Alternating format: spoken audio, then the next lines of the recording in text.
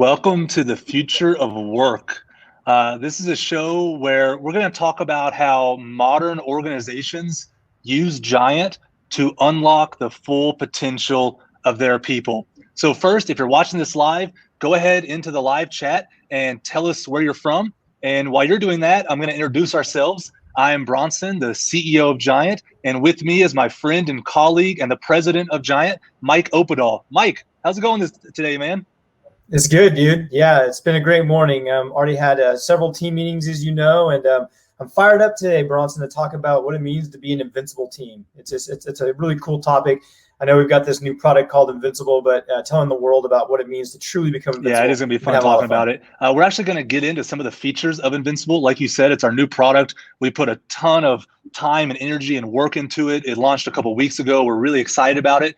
But why don't you start, Mike, by telling us, why did we do Invincible? Why did we decide this was a product that the world needed? Of all the things we could have invested the resources of our company into building, we decided to build Invincible. Why was that?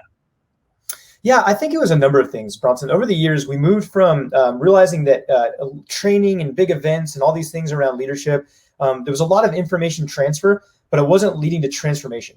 So the first step was moving towards, hey, common language, simple visual tools, and let's unlock people. Let's unlock the potential of the people in organizations, the people that lead teams. Let's start there. And that was really good. And we did that for many years, but we realized it didn't really scale.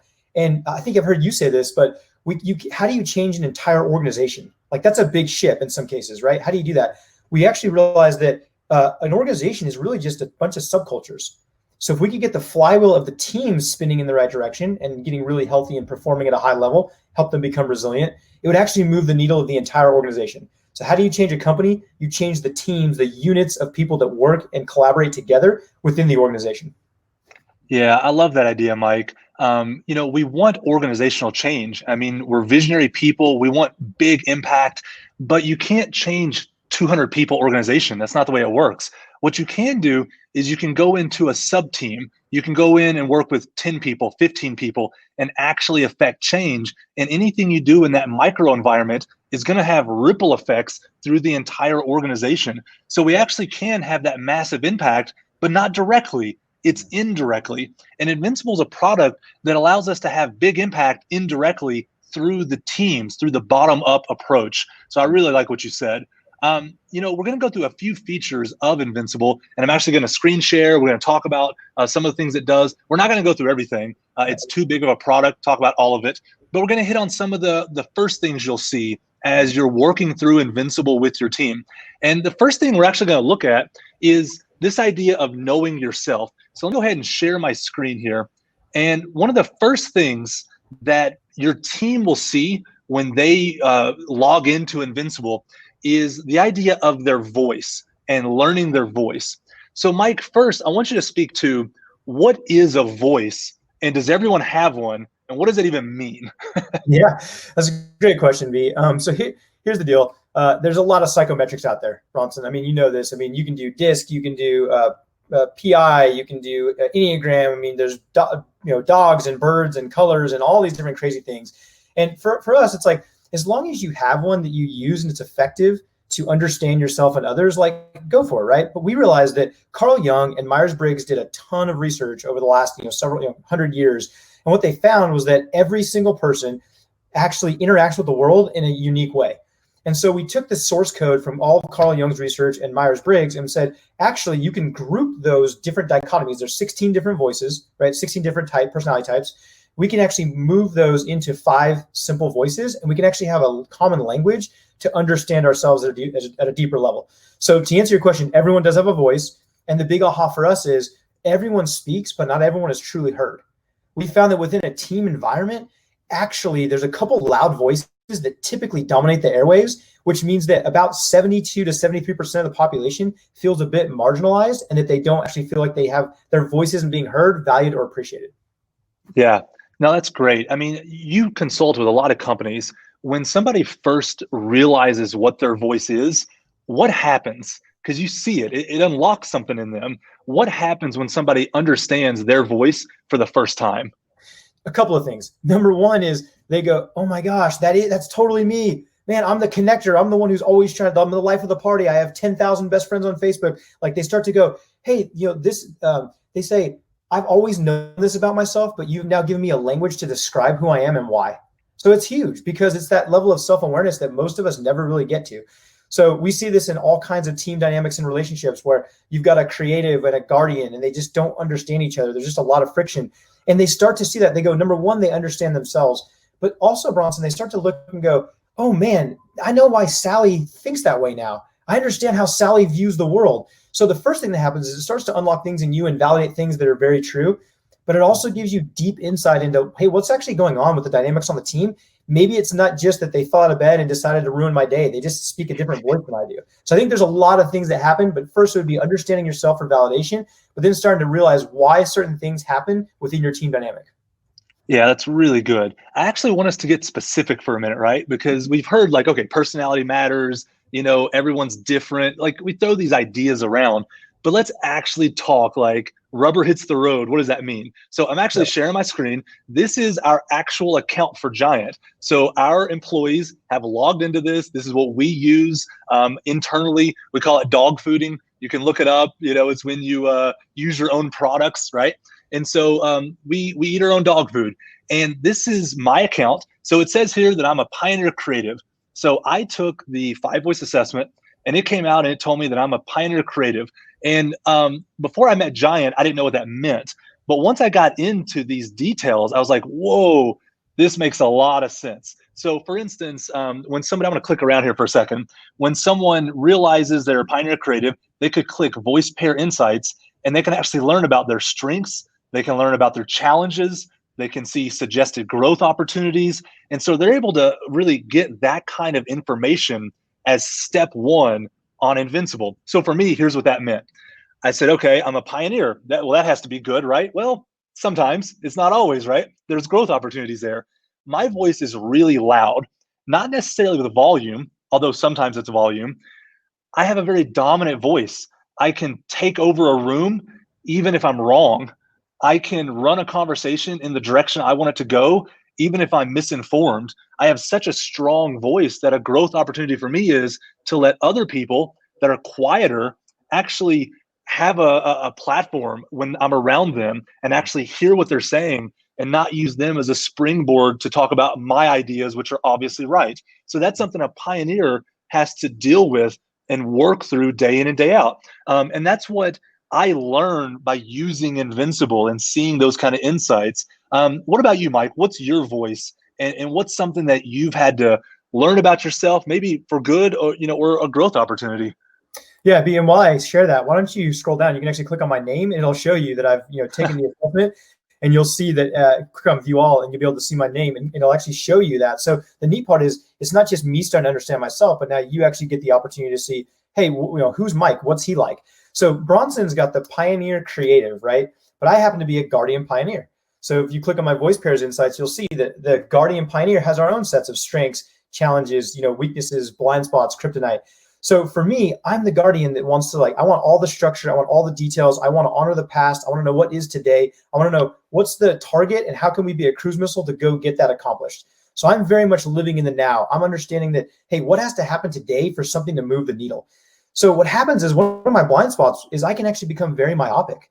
I can become, hey, you gave me that target and we said we're going to go hit it. So I'm just going to keep jamming on all the things that have to happen for us to hit that target. So I can become blind to the future possibilities or why the strategy might be off or we went down the wrong road. Like, how did we get here? So again, with tunnel vision on, I have this tendency to want to do that. So a voice like Bronson's, which is a pioneer creative, he's going to see the future. He's going to say, hey, this strategy is probably off because of this X, Y, and Z. But I go, well, we said we were going to do all these things. So let's make sure we finish these things before we move the strategy. So again, that can be a rub in a team where it's like, hey, we get along, but I don't understand why you're always focused on the strategy in the future when we got to get stuff done today.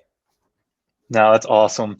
Let me ask you this. Do you think it's possible to really grow without knowing yourself? I mean, is that just a real ceiling to personal growth if you never really understand yourself?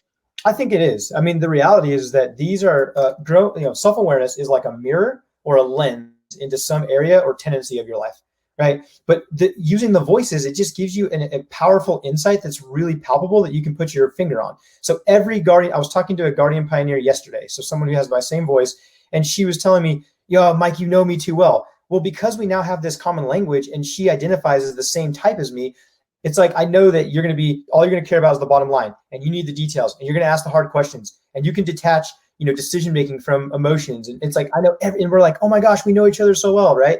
So as you learn more about yourself, it actually gives you the opportunities to see those blind spots, to work on those things, right? And then actually grow and break through some of the things that stop you from getting to a certain place in your life and leadership. No, it's so good. Let's talk about the team dynamics for a second. Yeah.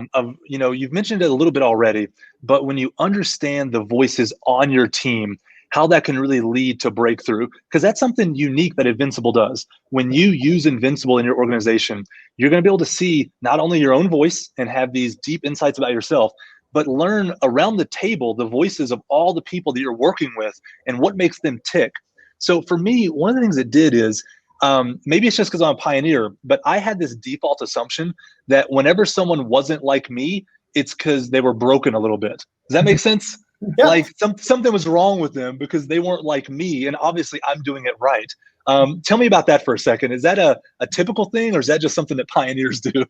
No, I actually went through, honestly, a study a long time ago where the first stage of maturity is understanding that not everyone's like you. I mean, that really is. So I think all of us start with hey, I see the world a certain way, and the way I see it is right. I mean, it's just kind of a natural human behavior to assume that the way I'm oriented, the way I treat people, the way that I make decisions, that's the right way. And anyone who doesn't do it the same way is off a little bit. So I think that's actually a very common, thing that happens to most of us as we start this journey of self-awareness. Yeah, and one of the things it did for me is I would go into a meeting with this insight now, with this newfound knowledge, and instead of saying they're not like me, therefore they're wrong, I would say, I get it. They literally have a different set of glasses they're seeing the world through. They literally hear things in a different way. They interpret things in a different way. They process things in a different way. They have different things they're trying to solve for, right? Where I'm trying to solve for strategy, a nurturer might be trying to solve for people. It doesn't mean either is right or wrong. It means there's a different thing at play that we're working through internally as we're in a meeting or in one of those settings. And so it allowed me to really try to get the best of the people around me without judging them, to be quite honest, without thinking something's wrong with them. It made me say, you know what? They have something I don't have. Let me get the good that they bring to the table. Do you see that in teams that start understanding each other's voices? No question. So number one, I think it's nearly impossible to truly value and appreciate everyone on the team for what they bring until you know why it is their voice, why it is they bring what they do. So to your point, pioneer, future, strategy, take the hill. Nurturer, let's make sure that everyone's taken care of on the team. Let's make sure that our decisions aren't hurting ourselves or our customers, right? So here's a big insight for me early on with the voices, is that not all teams have all 5 voices present. So what do? Do you need to have all 5 voices on a team to be successful? The answer is no. Here was the big aha. You must consider what that voice would bring to the table. So for a long time in our leadership team, we didn't have a nurturer on our leadership team. And so we said, well, so does that mean we need to go find a nurturer? Potentially, that could have been a solution. But instead we said, what would the nurturer be asking if they were in the room? So the cool part is once you know that all 5 voices matter in any decision-making, in any sort of strategy, in any sort of rollout, that every single perspective counts, then all of a sudden you can start to consider what would they bring to the table and how do we make sure that we're aware of their value and bring that into the conversation. Yes, that's a really interesting point. If you notice at the top of my screenshot, you see these colored bars here. They actually show you how many of each voice you have in your organization or on a specific team. So is this true, Mike, that the strengths and growth opportunities of an individual with a certain voice will probably be reflected in a team that's dominated by that kind of voice also? So for instance, if you have a guardian, they have certain strengths and weaknesses. If you have a team of only guardians, are they probably going to also have those strengths and weaknesses that the individual does? No question. As a matter of fact, we have honestly thousands of data points where we've actually assessed teams. Wherever the distribution of voices is, that team culture takes on the persona of that voice. So not only is it, again, based on the number of people, but also leaders define culture. So what you'll find is that look at the the first and second voice of the leader who's influencing the team the most and defining culture. And you'll find this team generally has that voice as a team. Then look, hey, are there a disproportionate number of other people that have different voices? You're going to see those things show up. So let me give you an example. You're a pioneer, pioneer creative. Our team is going to have a pioneering bent to the way we do things because you're a leader defining culture. But let's say we had a disproportionate number of nurturers on our team. Our team would be pioneer in terms of the way we made decisions and the way we did strategy, and you'd be leading and defining culture. But we would have so many nurturers saying, hey, the relational oil, the glue, the things that really matter for practical help for people, that's really important. So you'd see the team start to take on a persona of very pioneering with some care for people, which again is a very unique and powerful combination. Yeah. Do you see certain combinations where someone is on a team and they just feel like the odd person out? They're like, man, I just don't even know if I belong here. I don't understand why the team is always going in that direction, why we think this way. Is something wrong with me? What's some of the mismatches you see in practical work? Yep. So I actually have a client right now who there's a team of 4, 3 of which are guardians and one's a nurturer.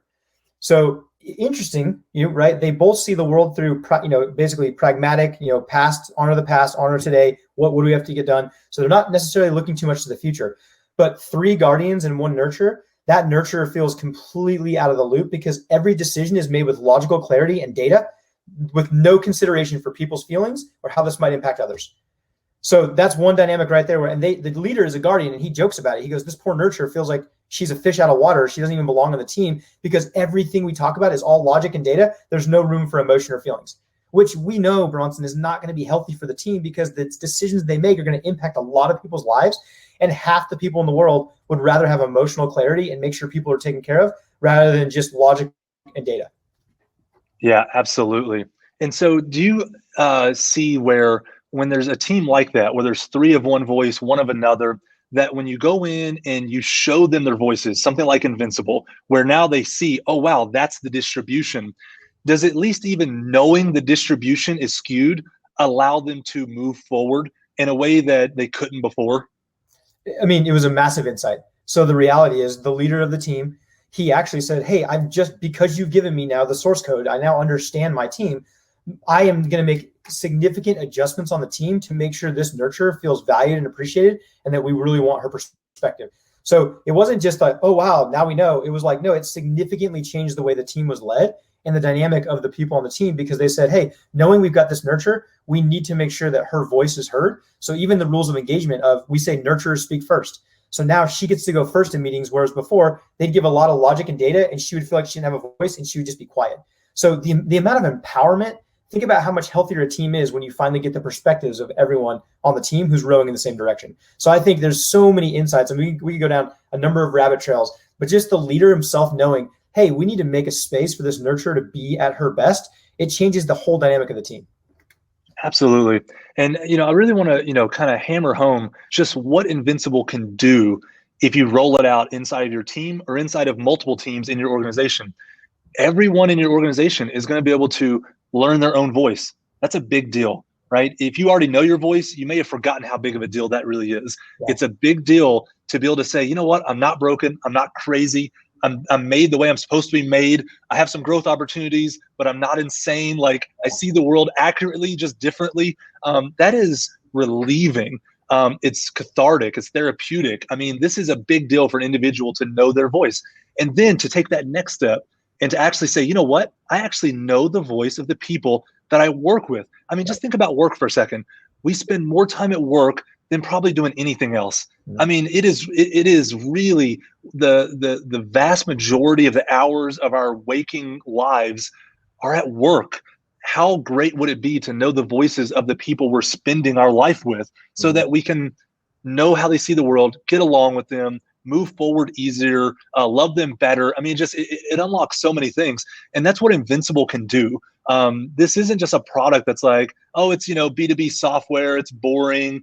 It's just going to help you be more productive. No, it's going to help you unlock things. We talk about that a lot, Mike, as the reason Giant exists to unlock people. Would you say that Invincible is uniquely suited in the sea of B2B software to actually unlock people? Yeah, no question. Because again, you just walk us through it. The first thing is you start with self-awareness. You start to understand yourself and to get those insights to unlock yourself, see those blind spots, understand what your growth opportunities are. So it starts there. So everyone on the team gets the opportunity to learn more about themselves, which, like you said, it starts to, okay, I see the world this way, and that's okay, right? So immediately you get a boost. Then now I start to learn my team. So one of the team members we have, Bronson, is Hunter. Hunter is a creative and I'm a guardian. So we're nemesis voices. So by nature, we don't see the world the same way. But I've learned to so value and appreciate the way that he sees the world and how he thinks of possibilities for people into the future. And he's constantly trying to build systems where everyone in the future is going to be okay. So whenever I'm making a decision, I can ask Hunter, hey, what do you think about this? And he says, oh, Mike, have you look out for this, this, and this. And I'm like, oh my gosh, an early warning radar system I wouldn't have on my own. I now have a team member that's adding so much more value to my decision making. So like you said, they become self-aware, then you learn about your team. And so I think it does unlock not just my own potential, but the true potential of the team to collaborate together, because we know within a team, 1 + 1 does not equal 2. There's an exponential factor of people on a team when you're actually moving in the same direction. Yeah, that's so good. And we're going to move on in just a second, but I just want to brag on you for a second. Working with you day in and day out, because we work together a lot every day. We're on the phone multiple times, or on videos. We've already been working this morning. Is I've started to adopt some of your natural strengths. I will never be as good at them as you, right? They're not going to be my right hand. They're always going to be my left hand. But I've gotten to where I try to remember the details more and not just be visionary. I try to mean, okay, what is the actual specific detail that I should remember from this conversation? I try to see the here and now and how do things connect to the real world today for the people we're serving, not just how it could connect in a future version of reality. And those are things that I don't think I would be as strong with those left-handed skills if I didn't have the day in and day out work with you that I do. And also if I didn't know they were your strengths. Yeah. If I just thought, oh, well, Mike's weird and that's the way he does things, I wouldn't see it as a superpower that I could learn from. But when I'm like, oh, that's his thing, like, let me soak it up, it makes me have a growth opportunity. I can be more. So, but I want to move on from that. That's enough of 5 voices. You guys can get into the product, dive in. I actually think it's going to be a revelation when you see the voice of yourself and your team members. I mean, that's why we spent this much time on it. It is a really big deal that Invincible can do that for your team. Because even if you know your voice, do you know the voice of everyone on your team? And if you don't, it is a massive opportunity, whether you're a nurturer and you want the relationships to go well, or whether you're a pioneer and you want to take the hill and grow your revenue. Guess what? It helps either way, right? Whichever side of the spectrum you're on, knowing voices really matters. I want to move on to another feature, though. I'm going to share my screen again. This is the Invincibility Assessment. So, Mike, talk us through, what is the Invincibility Assessment? Yeah, so years ago, we came up with the flywheel, and we thought of teams. We talked earlier. So organization is a aggregation of a bunch of small teams, and they're basically little flywheels. So we realized that if you can help people get with communication, relationships, alignment, execution, and capacity, if you can do well in these 5 areas, you'll get the flywheel spinning, and the overall performance and resilience of the team will rise, right? That's how we talked about changing the entire organization. What's neat is that we actually did work with Google, and they have a study called Aristotle that came out of Project Oxygen, and they basically studied and said teams all over the world, and there was 5 metrics of highly effective teams. And they're basically the exact same ones that we have. So we've basically collaborated and used our own language. This has just tons of research behind it. But we found that when teams do these things, starting with psychological safety, which is communication and relationships, you actually get the flywheel moving in the right direction. You become highly performing and highly resilient. We saw a lot of high-performing teams going into COVID, but what happened was there was a very low resilience score. So even though teams were getting things done, they started being taken out left and right by just the dynamics of moving to remote work and all these different things. So the team invincibility score will actually tell you how high performing, how high powered you are, but also how resilient you are and how you can't be taken out as a team. Yeah, and so just to make it really clear, after you know your voice and after you know your teammates' voices, you're going to be prompted to take the Invincibility Assessment, which is about 70 questions where you're going to be asked about how well your team does communication, relationships, alignment, all the way through those 5. And when everyone in your team takes that assessment, we now have a score for your team. So we can say the product team has an average score of X, and the marketing team has an average score of X. And you can even see the aggregate score of the organization. So think for a moment, if you're a team leader or an organizational leader, what that would do for your decision making if you could see a grid of all your teams and to know which ones were high performing and which ones were low performing. And not only that, why they were low performing, what their lowest scores were. So this is actually, we're a transparent company. We're actually showing you our score as a company. This is not a demo account. This is not fake data. I sent out a message on Slack the other day. I said, take the Invincibility Assessment for Giant and just be honest. That was the only instruction on taking it. I took it myself. I was one of the many people that did. And I was honest. The stuff I didn't think we were good at, I gave us a low score. And the stuff I thought we were great at, I gave us a high score. I tried to be really transparent about that. So this is our actual score. Mike, as you look at our flywheel, as you look at our spider graph here, as an organizational leader of Giant, what insights do you see? What do you see as a leader of Giant looking at this score? Yeah, and again, I love that you talk about the transparency. I took the assessment this morning, Bronson, because I knew we were going to be showing this data, so I wanted my input to be in there. There's a couple of key insights. Number one is I'm not surprised that we do well with communication and relationships. It's one of the core things to Giant. We have so many tools. We understand the voices. We empower the people on our team. I'm not bragging. I'm saying this is the stuff we focus on every single day, day in and day out. What's interesting to me is that our alignment score is so high. Because historically, we've done a lot of things all over the world, and we've had a lot of different projects going on. And so while we've always had the right vision, mission, and values, we've been true north all the way. In terms of alignment of what we're working on, there's always been a lot of stuff going on. But recently, we've simplified some things. And so our alignment score, I would have expected it to be high, but not the highest score we have. But I think because of the recent focus on alignment, we're seeing that play out. So this is a great validator of a lot of hard work that went into getting a team aligned. And then I'll skip over execution. I'm grateful there, but we get to capacity. And I'd love to tell you I'm surprised, but I'm not. We've always been a lean team. We've always tried to get as much as we can out of every single person, which is great. We've always tried to do more with less. And as a result, it's like I feel like I'm not surprised that our capacity score is more in that C range, because our team probably feel like, and I do myself, man, we're just always trying to get so much done and squeeze the next little bit of juice out of the turnip. And so again, this is a great validator, but it also gives us an insight to say, what do we want to do about that capacity score, team? Like, what are those questions that were asked that we scored really low on, and how are we actually going to go improve that so that the next time we go live to the world about our team, we can actually say we've worked on that and improved it. That's it right there. That last thing you said. So over here on the right, you don't see it because we just took this assessment. We just launched this product. But over time, you're going to see a graph that shows you how the individual scores are trending over time. So for instance, on the square on the right side that says capacity, there's going to be a graph that's going to show us quarter by quarter where capacity is trending, down or up. So if we put effort into it and it stays flat, then we put the wrong effort in, or what we're doing is not working. But at least now we know, right? That's the thing is, I feel like as a leader, I'm flying blind far too often. I feel like I'm, let's try something, but I don't actually know if what I'm trying move the needle, if it matters, if it worked. I'm almost always left with qualitative data, and qualitative data is good. If you don't have that in the mix, you're missing a really important piece of data. But this is quantitative data, right? And here's what's really interesting. So that alignment score is the highest right now.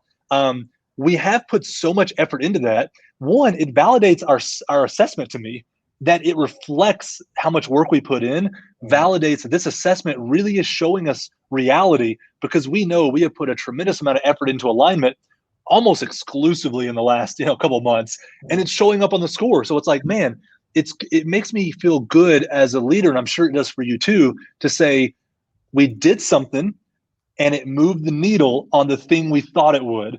And so I have confidence to go back and now, okay, what can we do about capacity? So again, let's make it practical, right? We have lots of tools. Giant has these simple visual tools that are so easy to understand and teach and really use in a team. Capacity is low. What's a tool that we could go to in the toolkit to say, okay, we need to relook at this. It was our tool, but we need to, physician heal thyself. We need to relearn the tool to increase our capacity. What's something that comes to mind there for you? Yeah, there's a couple, as a matter of fact. So we've got a number of tools. It would be around the apprenticeship square and developing others. It would be around the training triangle, and it would be around the informal and formal way that we bring and develop people up. Because what happens is capacity gets strained when we haven't transferred the knowledge, skills, and expertise of the senior leaders into the rest of the organization. And so I would again, we could go, there's hours of content on this stuff, Bronson, but I would say that just that apprenticeship square of what are we doing to make sure that we're pouring into our team to ensure that there's more skills being developed, which creates more capacity for us to do more, right? And it could be, there's a simple thing that goes, oh, well, let's just hire somebody else. But you and I both know that just hiring somebody doesn't solve problems. We actually have to understand, like, where's the bottleneck and what's the situation and solve that. So typically, and we talked about this yesterday, every organization and every team has a one key bottleneck that's happening at any given time. What we could do with that apprenticeship square is actually take the time to pour into and develop our team to get rid of that bottleneck so we can go and fight the next one, right? So again, whether it's the training triangle, whether it's the apprenticeship square, whether it's developing others, we've got a lot of tools in the toolkit to actually go and invest in our team to raise the capacity of the team. Yeah. And just to be clear, if their team is on Invincible, they're going to be able to access these tools. So on the dashboard of Invincible, we have the core tools. And then also in Ascend resources, we have all the tools. So when your team is on here and you see there's a low score, there's lots of content and tools and potential to increase that score. And that's something we're going to be developing in the future. Even this week, we're going to be putting out specific things in the Invincible product that are going to allow you to effectively change a score, not just know a score. Because if you can't change it, what's the point? I mean, right. Knowing reality and changing it are miles apart, and we understand that at Giant. Invincible does so much more than what we just talked about. Those are just a couple of the features that we wanted to note on this first call. And this is what we're going to do on the Future of Work, right? This is going to be a live stream where we're going to go into our products and we're going to go into the details of how they work and why it matters and our philosophy behind it, right? That's not going to appeal to everyone. It's going to appeal to the right people, though, right? If you're an organizational leader, if you're a team leader, if you're trying to find tools to really move the needle in your organization, you're going to want to tune into this live stream because we're going to get really geeky about how to outperform your past and outperform your competitors. And so this is the kind of show that this is. We're going to show you how our products really allow you to do that. But Mike, before we wrap up here, I want you to talk about the free team experience that we're willing to give people, because I actually think you had this idea last week, and as soon as we were started, talking about it, we were like, oh, this would be so good to give away. It's such a gift to be able to do this. So why don't you talk us through that a little bit? Yeah, so there's always been a value in Giant that says relationship before opportunity, right? And it's basically a serve first mentality. So we have a team of Giant. We have hundreds of Giants all over the world who work with companies. And so we just decided, hey, our Giants are already giving away a lot of free value to people every single day because it's the kind of organization we are, right? And we know that as we give, people want to go deeper with us and it becomes a great working relationship.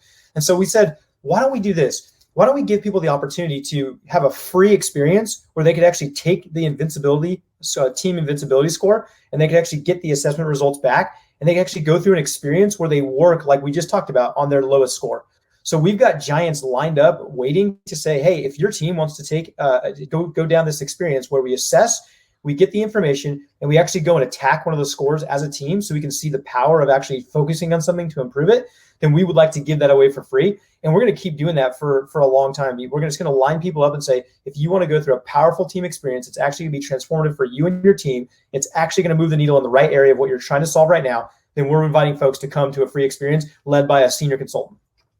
Yeah, that's great. And even to add to that, when they take you up on this free experience, they're going to actually be able to get the data insights we just showed on this live stream. They're going to be able to get their score for their team. And not only that, have a trained consultant break down what that score means and what they should focus on to increase that score. That's just in the free experience. So if they want to take us up on that, the best way to do it is to email hello@giant.tv.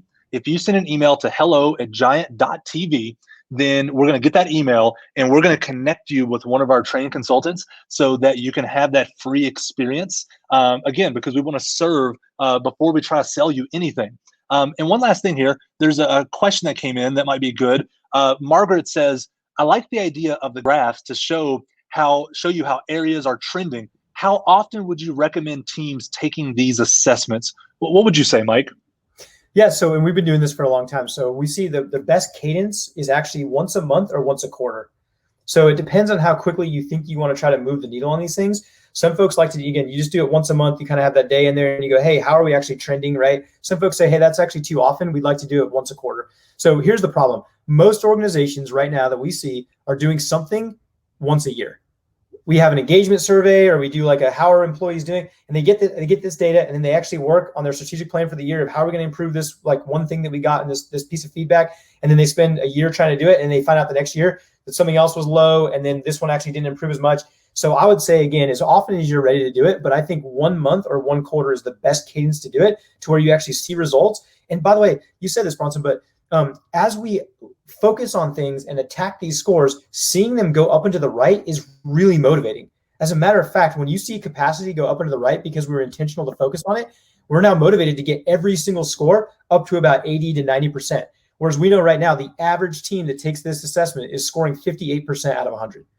So it's not, you don't have to feel bad about yourself. We work on this stuff every single day. So we would hope to see our scores be higher. But the reality is we want to move from that around 60% up to that 80, 90. Once you start to assess it and work on it and see it go up and to the right, you now have the motivation to say, we're going to smash this thing and become invincible. And if there's somebody on the fence right now that's thinking about a team experience, but there's friction there, you don't know if you want to do it, you're not sure what you're getting into, I just want you to think about what Mike just said. The average team scores 58 out of 100. Despite how you probably think you're unique, your score is probably closer to 58 than 100, right? I know we all have this inflated sense of our team is different until we see the data. And so this is a chance for you to really learn. If you have a high score, great. It just reaffirms what you already thought.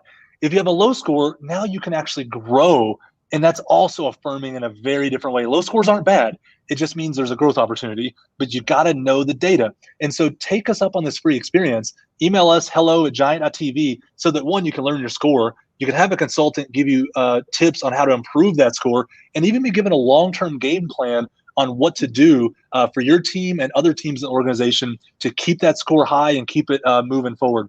Mike, this has been awesome. Any final thoughts before we wrap up this inaugural Future of Work live stream? No, I appreciate it. Like I said, Bronson said, this may not appeal to everyone, but here's what we're committed to do this. We're leading a growing global organization, and we want to impact hundreds of thousands of people through what we do. And so we're constantly working hard to refine and become the most invincible team in the world. What we want to do on this specific show is we want to make sure that every week we show up live and relevant to show you guys how to do that, because everyone we talk to either needs to increase revenue, they need to get some time back, they want to spend energy in the right places, they want more productivity or performance. Like, that's who Bronson and I are. At the core, that's what we want to do, is really help you guys get there and do it in a way where you're honoring and valuing every person on the team, but that you're performing at the highest possible level so that you can come to work, love what you do, but also achieve the stuff you want to achieve. That's awesome. All right, Mike. See you next week. Sounds good.